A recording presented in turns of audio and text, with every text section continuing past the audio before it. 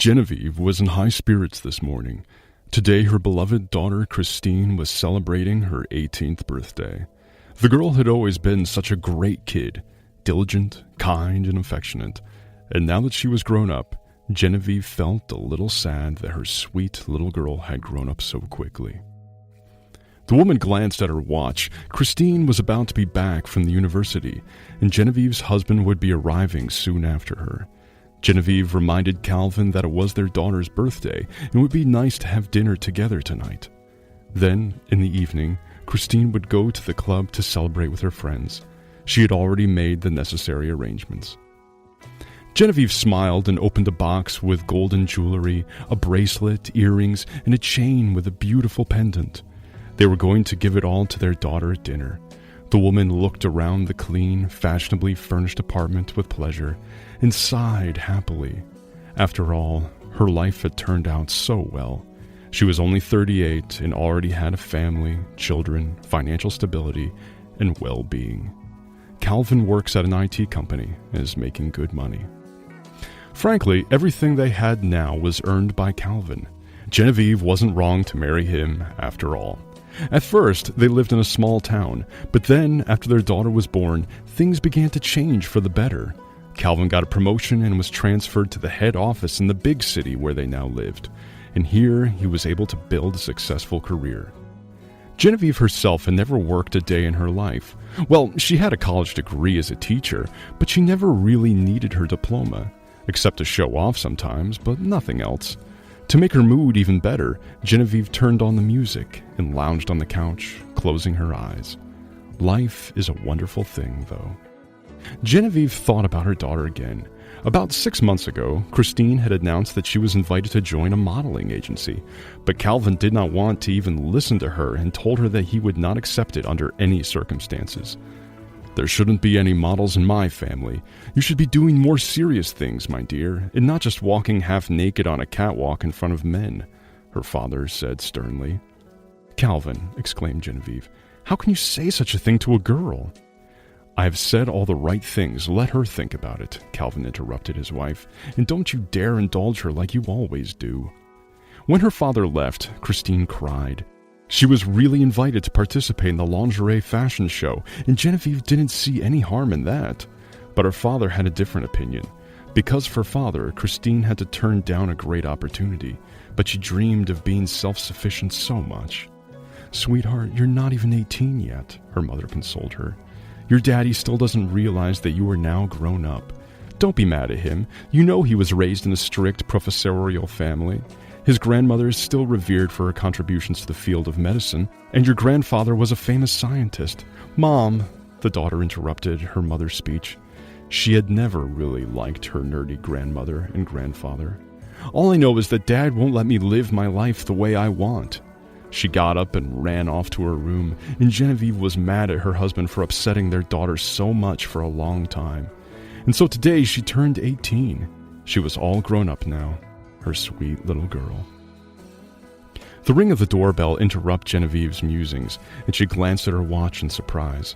The birthday girl came, and as usual, she'd forgotten her keys. Smiling, Genevieve hurried to open the door, but as soon as she opened the door, the affectionate smile vanished from her face. There was a skinny, short girl with black hair pulled back in a bun. The stranger reminded Genevieve of someone. Maybe she had met her before. "Are you looking for someone?" Genevieve arrogantly asked the unsightly, poorly dressed visitor. "Mom," she replied, "it's me, your daughter. Don't you recognize me?" "What?" Genevieve first gasped in indignation and then laughed nervously. "Miss, you're mistaken. I do have a daughter, but she looks nothing like you." "No, I'm not mistaken," replied the girl with a twinkle in her brown eyes. "But they made a mistake in the maternity ward. They mixed us up. I only found out about it recently." "You're talking nonsense," Genevieve raised her voice. "Leave. I don't want to hear this nonsense." Calvin, walking up the stairs, heard his wife screaming and hurried up. "What's going on here?" the husband asked his wife sternly, then looked at the girl standing in front of him. His eyebrows went up in surprise. "Who are you?" he asked. Meet this crook, Calvin. She claims to be our daughter. She says she and Christine got mixed up in the maternity ward, said the wife. My name is Amelia, the girl said sadly, and tears appeared in her eyes. Ridiculous name. I would never call my daughter Amelia, Genevieve shouted. Get the hell out of here right now, and don't you dare come back here ever again. The briefcase fell out of Calvin's weakened hands, but he immediately picked it up, then looked once more at Amelia and invited her in. Calvin, protested Genevieve, are you out of your mind? Don't even think about it. But Calvin took the embarrassed girl by the hand and led her into the room, and there sat her down on the sofa, taking a seat next to her without letting go of her hand. Don't worry, Amelia, and tell us everything, the man said. I won't allow it, Genevieve tried to intervene in the conversation again. Christine will be back soon. It's her birthday, and that scoundrel can ruin it. Shut up, said Calvin briefly and curtly, glancing at his wife, then looking at Amelia again. It's my birthday too, said the girl, except I've never celebrated it in my life. It's not my fault what happened, you know. I lived with my dad and my mom, and I thought they were my real parents, though they never loved me. They both have blonde hair. Also, my mom has naturally curly hair. And that's how I look. She pointed to the sleek black ponytail and straight bangs. Now I understand that Dad believed that Mom was cheating on him. I didn't know that before, but they were always quarreling, even fighting. Dad drank, then Mom started drinking, and I was left to myself. That's how I grew up. Several times they even wanted to take me away from them to the orphanage. But they mended their ways, though not for long. Amelia sighed, but feeling Calvin's reassuring hand shake, she continued, trying not to look at Genevieve, who was sitting in the chair across from her. You know, I loved them anyway. I always tried to do something nice for them. When I got older, I cleaned the porches and the yards, and the neighbors would give me food, clothes, or money for it. If there was something good, my dad and mom would drink it away. They also demanded that I should only take money. That's how we lived. When I finished 9th grade, I started working at the farmer's market. At the end of the day, I would clean everything up and sort the boxes. There's always a lot of trash left over, so I cleaned everything up. And then my dad died. The doctor said it was because he'd been drinking all the time. Me and my mom were left alone. She was crying all the time, feeling sorry for him and telling me that it was all my fault and that she wished she hadn't given birth to me. And I calmed her down as much as I could, telling her that I loved her very much. But she didn't hear me. 2 months ago, I came home and found her lying on the bathroom floor with a broken bottle next to her. I called an ambulance. My mother had lost too much blood. She needed a donor, and when I said I was her daughter, the doctors decided they would take my blood for her. But as it turned out, they couldn't give her my blood. I didn't understand anything, and the doctor said I must be adopted. Mom came to her senses. The donor blood was delivered from somewhere, I don't know. I really wanted her to be saved. I was so happy when she got better. She even talked to me then. I asked her if it was true that they had adopted me and explained what the doctor said. Mom smiled then and said, No, you're not adopted, but you're still a stranger. Not mine. I knew it. I felt it. You're a stranger. Amelia couldn't control herself, and tears welled up from her eyes. Come on, that's okay, girl, Calvin muttered. Tell me, what happened next? Nothing, Amelia sighed. Those were my mother's last words. She died. I buried her next to Daddy. It's not a big town, and the kind neighbors helped me to pay for the burial, and then I went to the maternity hospital and started asking around. No one wanted to talk to me, and only an elderly nurse told me that the day before, the hospital was closed for repairs. 2 girls and 3 boys were born, but the boys were of different nationalities, and one of them was even the son of a respected foreign professor. It was a difficult delivery. Everyone was fussing over the foreign woman in labor. That's when the mix-up must have happened. Yes, Calvin exclaimed. I remember him. He was walking by the windows of the maternity hospital, looking at his watch all the time. I remember. Calvin, are you insane? Do you believe this nonsense? His wife asked. Genevieve, the girl named our town, the name of the maternity hospital, and even the smallest details. And it's easy to check everything by doing a DNA test. It only takes a few days, Calvin said. No, cried Genevieve in horror. I won't let you do these stupid tests. Are you going to give up on our daughter? No, I am definitely not going to do that, Calvin began. But then Christine's voice was heard from the threshold. "Who is going to give up on me here?" Genevieve rushed toward her. "My dear, don't listen to this nonsense. Happy birthday, sweetheart." "Who's that?" Christine nodded toward Amelia. "Nobody. She's already leaving," Genevieve said. But Calvin stood up and said that Amelia should stay. "It seems she has the right to stay here," he added. "Mom, Dad, I understand nothing," exclaimed Christine, and her father briefly explained to her what kind of guest came to see them. Christine then ran out of the apartment, slamming the door loudly. "Are you both happy?" cried Genevieve, and wanted to follow her daughter, but Calvin stopped her. "No, you and I are going to talk now, and Amelia will wait for us here," Calvin told his wife and led her toward the kitchen. They went into the kitchen and Calvin began to calm his wife down. "Genevieve, darling, do you remember that we always made fun of how Christine didn't look like us? And now look at this girl. She looks just like my mother, as if she is my copy. You don't even need a DNA test, although we'll do it anyway. Look, I believe Amelia, and it's a real miracle. God has sent us one more daughter. Come on, smile. Think about that poor girl. She has been through a lot of suffering. We give Christine all we can, and we won't give up on her no matter what. But we can't give up on Amelia either. I feel she is our daughter, too."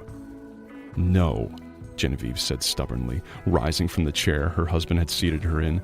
"That ugly person must get out of here. I will never accept her. I hate her. I only have one daughter, and unlike you, I won't betray her. She won't forgive me if I accept this scum." "Genevieve, you can't act that way. You have always indulged Christine. Because of her whims, we didn't have a second child. Think of all the tantrums she made when we told her we wanted to give her a little brother or sister."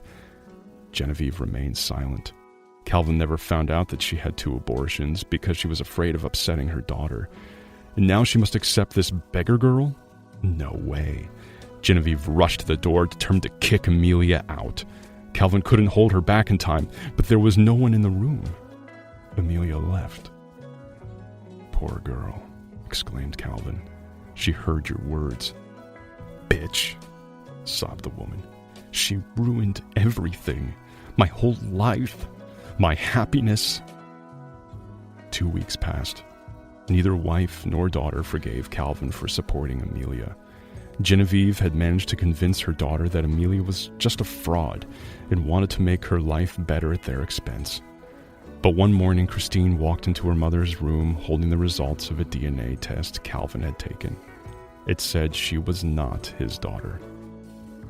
"Why did you do that?" exclaimed Genevieve, turning to her husband. "I just wanted to be sure about everything," he replied calmly. "Now I want to talk to both of you.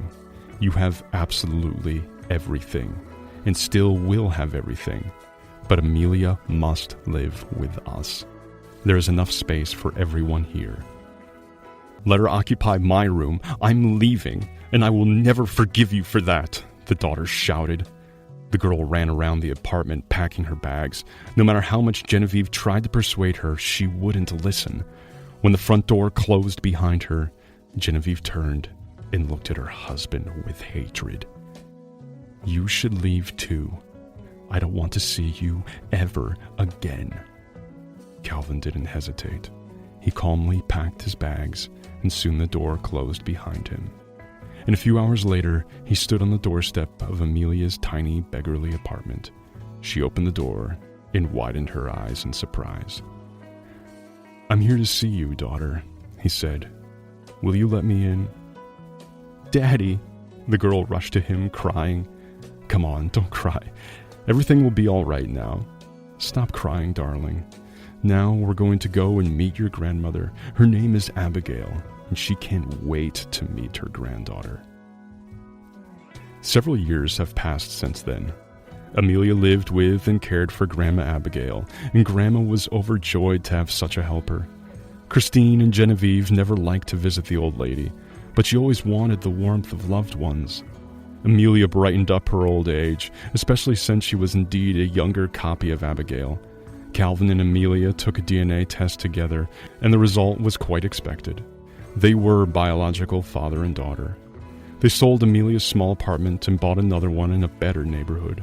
Calvin made repairs there and furnished it, but Abigail wouldn't let her granddaughter go. Amelia had already finished medical college and had become her beloved grandmother's personal nurse. Several times, Calvin tried to reconcile with Genevieve, but she never forgave him and filed for divorce. She now lived alone. Christine, after working a little in a modeling agency, moved abroad and did not even call her mother. When Genevieve decided to forgive her husband, but only on one condition, that Amelia should not be in their lives, she accidentally found out that he was married to a colleague, and they were already raising a 1-year-old son, and everyone was happy, except Genevieve, who was left all alone in such a beautiful, but so empty apartment.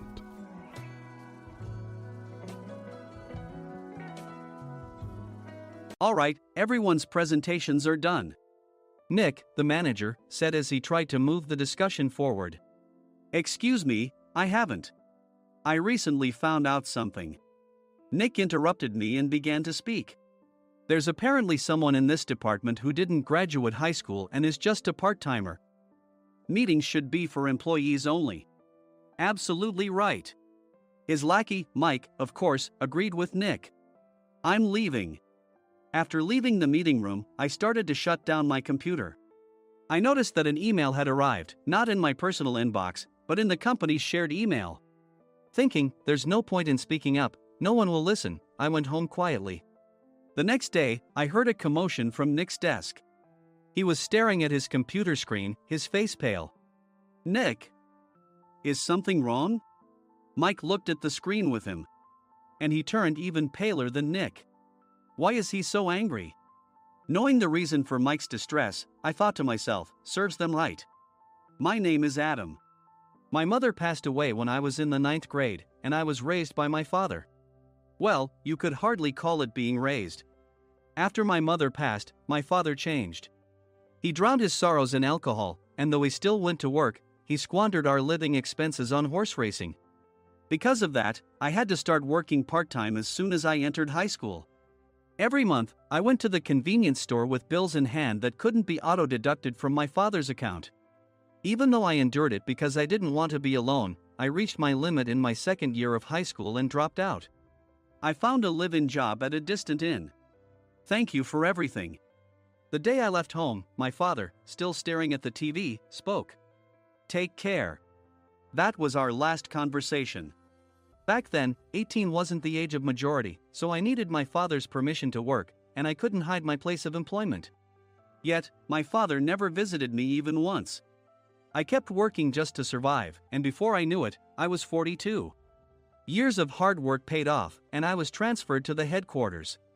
I was thrilled to be recognized by the company, as I thought I'd be working in the field until retirement due to my lack of formal education. Listen up. Our work can change the future of our employees. Don't drag us down. On my first day after the transfer, Nick, dressed in an expensive suit, spoke sternly. There was a reason for this. Our inn was located in a prominent tourist destination, known so well that everyone in the state could sing its commercial jingle. At its peak, we had 5 locations within the state. But that was long ago. Due to financial difficulties and aging facilities, only the place where I had worked for many years and the original establishment remained. I was prepared to lose my job anytime, but now there was a glimmer of hope. With the rise of social media, the tourist area where the inn was located started gaining attention again. Depending on how hard the sales department, where I was transferred, worked, we could either thrive or be forced to give up this prime location to the new hotel chains continuously popping up. For Nick, who had switched careers from another industry to strengthen our sales, this was a battle he couldn't afford to lose. I understood why he had to be strict. I will do my best. Nick sneered at my enthusiastic declaration. Did you not hear what I said? I'm sorry. I thought I was listening carefully. Out of habit from years of customer service, I apologized reflexively, though I had no idea what had offended him. Someone was watching me with a smirk. In this department, there are those who are expected to excel and those who have been shoved here because they have nowhere else to go. You are the latter. It was Mike, the section chief. He's 7 years younger, at 35. But he was called to headquarters much earlier than I was and had been moving around within the headquarters ever since. I'm not jealous, but I can't accept that he's my boss. Graduating from a prestigious university, he has an unusually high pride and caused many problems as a newbie, making things very difficult for me when I was the front desk leader. When I found out Mike was transferred to the sales department a month before me, I was disheartened. Mike is right. With just a middle school diploma, there's not much you can do. Don't even think about achieving results. As if I didn't exist, Nick remarked, "I'm thirsty." Mike eagerly ran to the coffee maker. It seems Mike is Nick's lackey. I regretted being happy about my transfer to headquarters, wishing I had stayed on site forever. Send a direct mail to every company on this list by the end of the day. Nick only assigned me tasks that even a new graduate could handle. What? There are over 1,000 companies. You want me to send to all of them by today? Yes, if you and your fellow misfits split the work, even those with nowhere else to go should finish by today. I glanced at the employees typing away expressionlessly. They were worn out from customer service, only thinking about leaving on time, or were women reassigned after having children, with zero motivation for work. Even Sam, a new graduate from the same university as Mike, who was supposed to be among the expected achievers, had no enthusiasm for the job, having joined the company wanting to do customer service. "I don't care what they say, I plan to quit anytime," he said. Only Nick and Mike were highly motivated, making all the decisions between the two of them.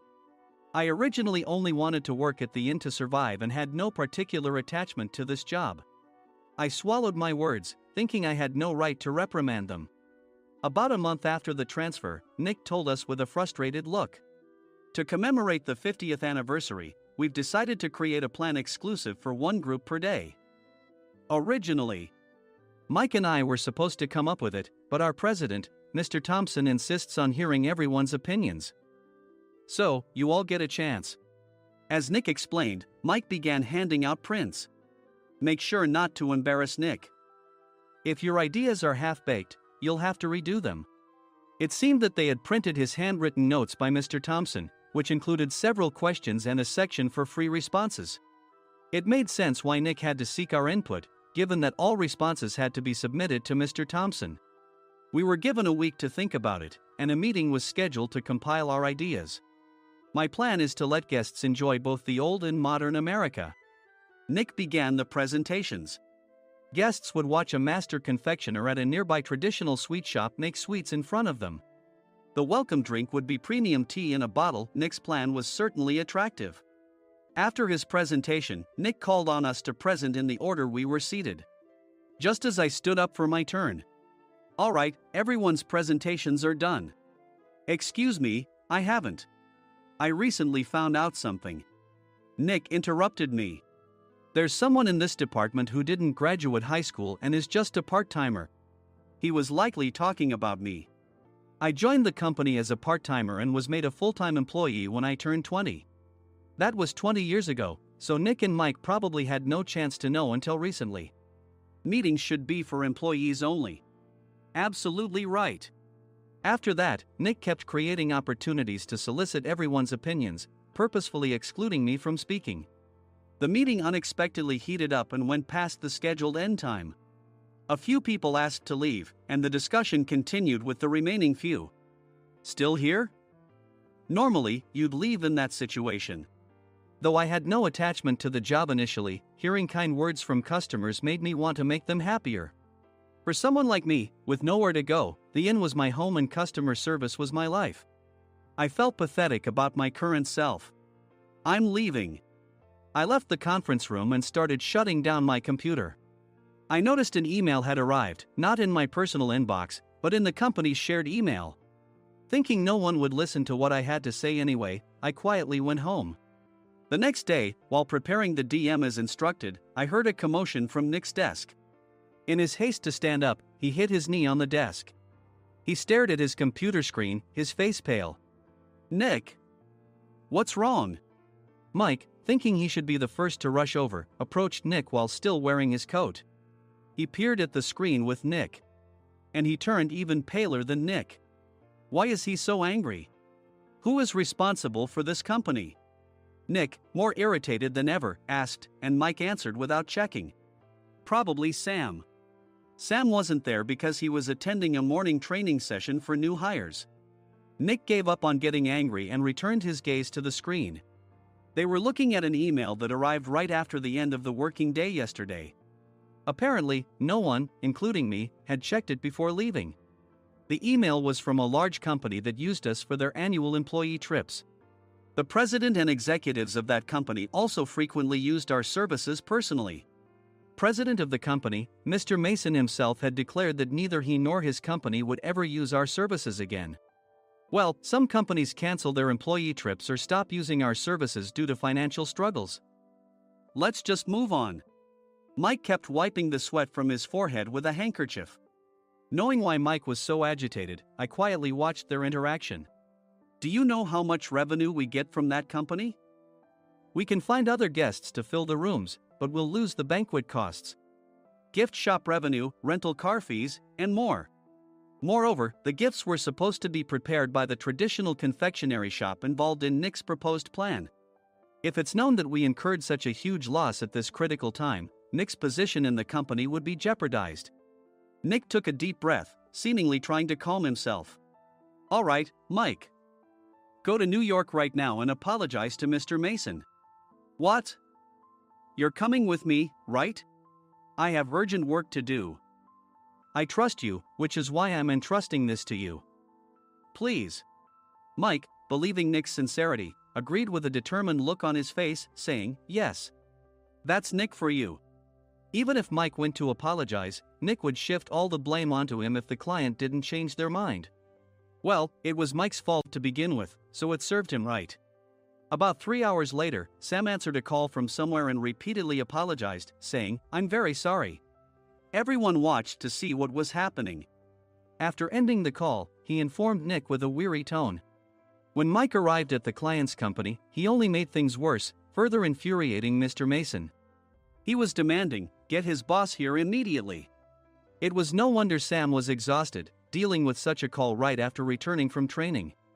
What is that idiot doing? All right, Adam, you're coming with me. If sacrificing Mike didn't work, then I must be next. Normally, I'd want to refuse at all costs, but I saw an opportunity in this situation. If I can be of assistance, I'd be happy to join you. I immediately followed Nick, and we flew to New York.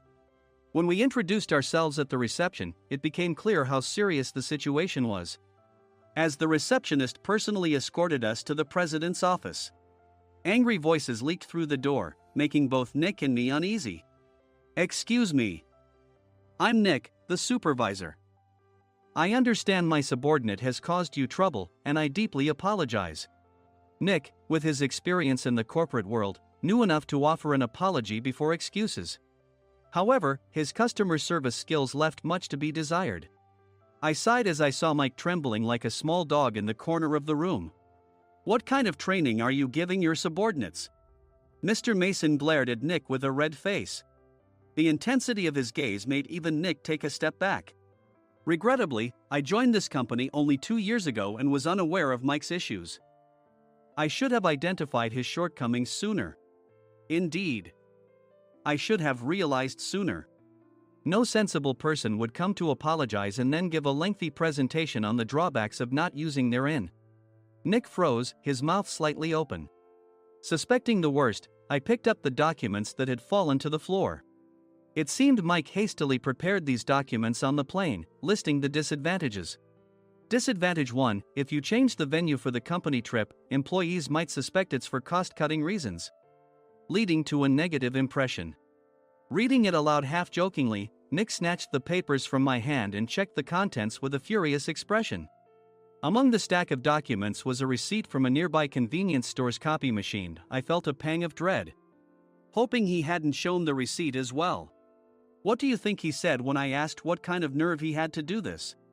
I'm very sorry. Faced with the dire situation, Nick must have thought there was nothing left to do but apologize. In a voice smaller than I'd ever heard from him, he uttered words of apology.